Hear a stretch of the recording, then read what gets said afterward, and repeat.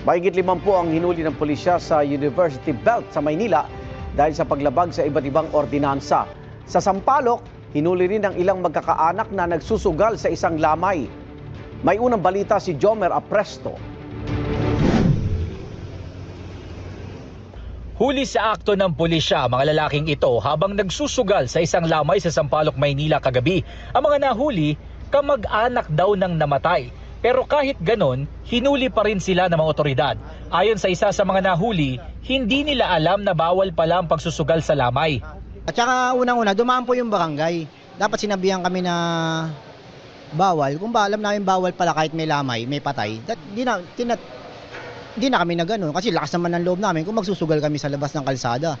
Wala namang pahayag ang iba. Wala pong sinabi sa batas ng PD 1602 na kapag may lamay ay pwede kang magsugal kahit obstruction ka sa daanan. Nire-respeto po namin yung namatayan, family ng namatayan at ang amin po ay nagpapatupad lang po ng aming tungkulin bilang isang tagapagpatupad ng batas.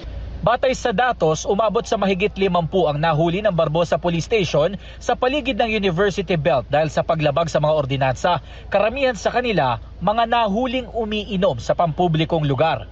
Napakahalaga ang ganitong operasyon dito sa, lalo na dito sa UBERT kasi dito ang sentro ng universities, mga students na kung saan naglalakad-lakad lang at hindi sila kinakabahan na baka mayroon na namang makursunadahan o di kay ma-hold up o mapagsamantalahan.